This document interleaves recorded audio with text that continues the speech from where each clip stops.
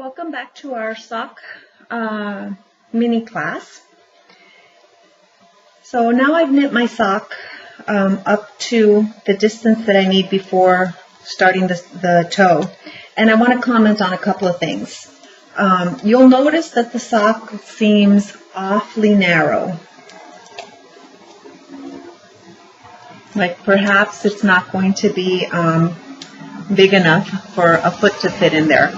But knitting's very stretchy, and it will stretch to accommodate a foot, number one. So as you're knitting your own sock and you're looking at it and you're thinking to yourself, I don't think this thing's going to fit, keep that in mind. And also the other thing to keep in mind is that socks need to be made with 0 or negative ease, meaning we want them to be the exact size, like a second skin. We want them to fit very snugly. So the exact size of your foot, or even a little smaller, so that when you're wearing them inside your shoe, they're not flopping around, and they fit your foot very snugly. Okay, so those were the two observations, or 3 observations that I wanted to make. Now, I've knit the sock to the distance roughly 2 inches before the total length of my foot from heel to toe. So this would be the beginning of the toes. Now, because we have when you wear the sock, you're going to get quite a bit of lateral stretch when you put your foot inside the sock. If you might want to knit maybe a 1/4 inch longer, so that because when the sock stretches laterally, it'll pull back. But you don't need to go too much. So in my case, I had thought that maybe I would knit to 7 3/4 inches, but I went ahead and knit from the heel to the beginning of the toe, and I've got 8 inches. So now I'm ready to start my toe decreases. For the toe decreases, generally that is approximately, for an adult sock, approximately 2 inches. And it sort of works out that way. Now we're going to be doing so you don't have to worry about measuring or anything. It generally works out to be about 2 inches. So what we're going to be doing now is decreasing at 4 points. So I still have my sock set up the same way I've had it, with the bottom of the foot, and this was the beginning of the round. This is where the heel was here, so the beginning of the round, and then the instep.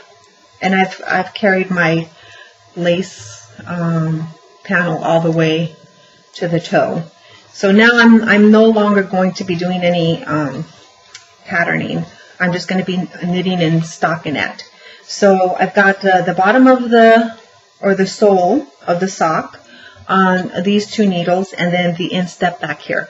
So what we need to do is decrease at 4 points. We're going to decrease here, here, here, and here. And they're the same decreases that we've used before. Slip, slip, knit, knit 2 together.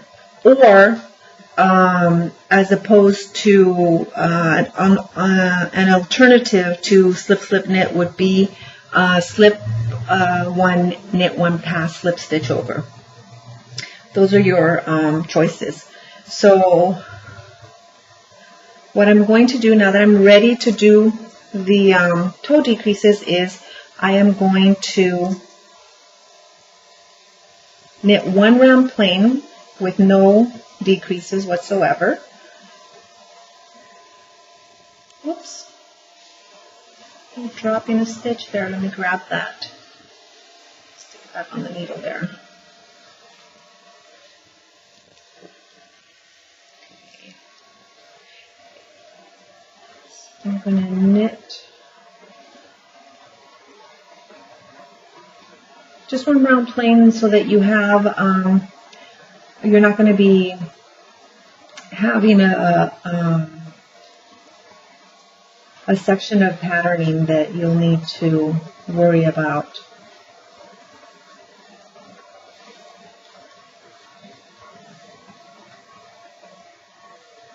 Okay.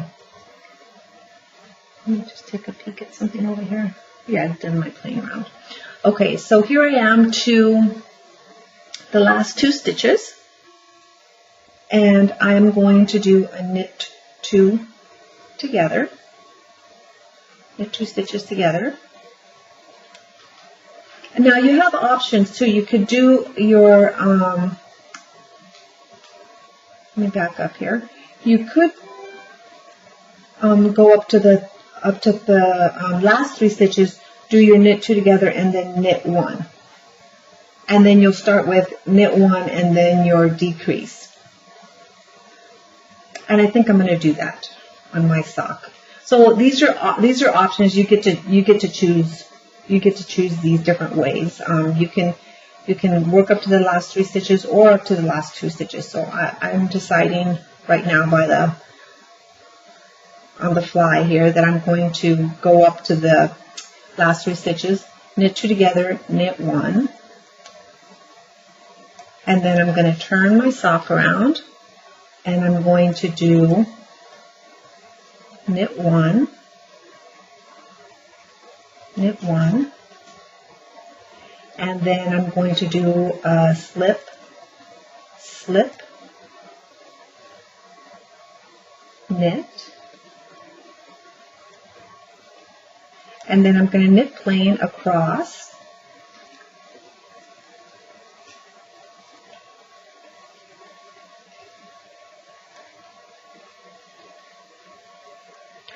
to the last 3 stitches on the instep needle.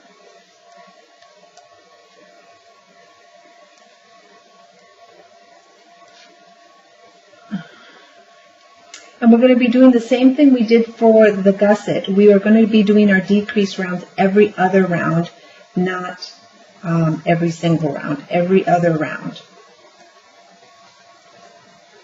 And that's generally the formula that works. That's not to say that that's written in stone. You could do it every 2 rounds or even every 3 rounds if for whatever reason you had really long toes, I guess, and you wanted to have a deeper toe box. But every other round is pretty much the standard.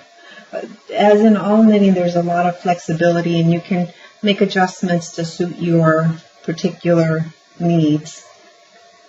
Okay, so here I am to the 3, and so now I'm going to do knit 2 together,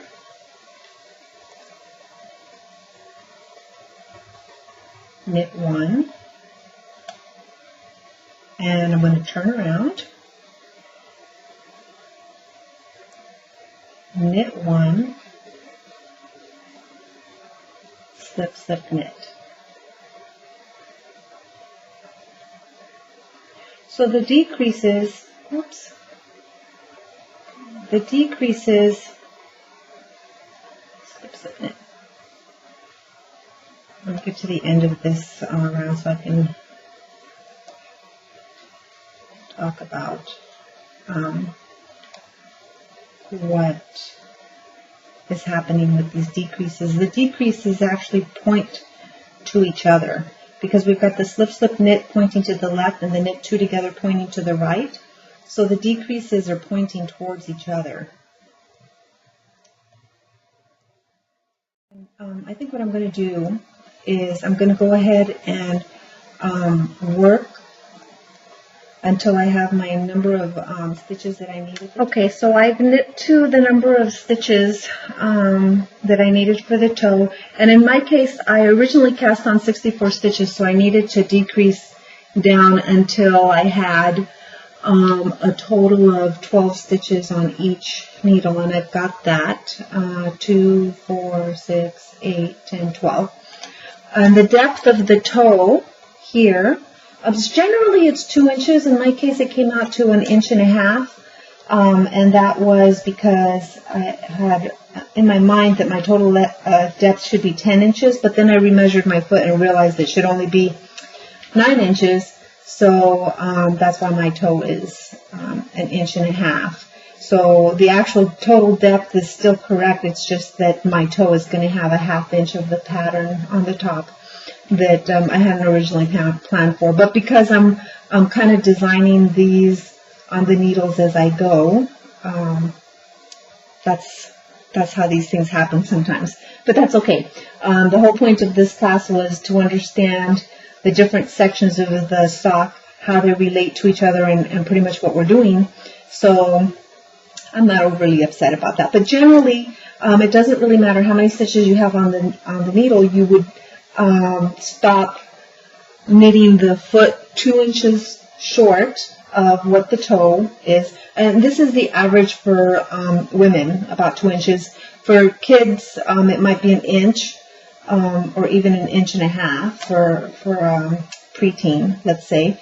And for a man, it might be 2 inches to 2.5 inches for the toe. So you can take those measurements when you're measuring the foot to figure that out.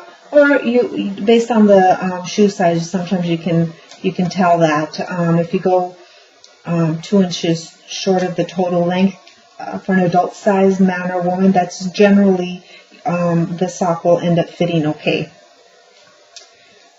All right, so I've gone down, and what I was talking about earlier is that the decreases should point to each other. So this is what I'm talking about. Here I had my slip, slip, knit, and knit 2 together. So when I was decreasing, I worked across the needle 1 here, and then did knit 2 together, turned around, slip, slip, knit 2 together. So here, again, the decreases are pointing to each other. And the side of the sock, where I had a stitch in between, this is what that will look like, this decreased band here. Now, if I had decided to go up to the last 2 stitches as opposed to the last 3 stitches, I would have my decreases right next to each other, and I would have a narrower decrease band. It would only be 2 stitches wide instead of 4, which is what I have here. And again, that's another element that you can decide as you're knitting your sock. A lot of socks have this wider band, but a narrower band could look nice too. So all of these are things that you can decide for yourself as you are working your socks, or things that you can play around with. So now that I've finished all my decreases, I did my last decrease, and then I worked 1 round plain, and now I'm just going to work to the end of the row to prepare myself for grafting the toe, which I'm actually going to cover in another video after this one, because if I tack it on to the end of this one, I'm going to end up with another hour-long mini class, and I don't want to do that. I've already got some really long videos out there. So here I've worked to the end of the toe, and I have now, I'm ready to set myself up for the grafting or Kitchener stitch. And the important thing is to make sure that I have the same number of stitches on the back needle as I do on the front needle, and I'll be cutting the yarn 3 or 4 times the length of the toe here. So generally I just go across, maybe 10 to 12 inches, about a foot should be more than enough yarn to do the grafting there. And when you get ready to do this, we'll be making sure that when you start, the front needle will be the needle that does not have the working yarn attached to it, because we need to start out with the yarn coming from the back needle. Okay, so there we are. We're almost done, and I will see you in the next mini class, which will be a separate video where we'll talk about grafting the toe. Thanks for watching. We'll see you next time.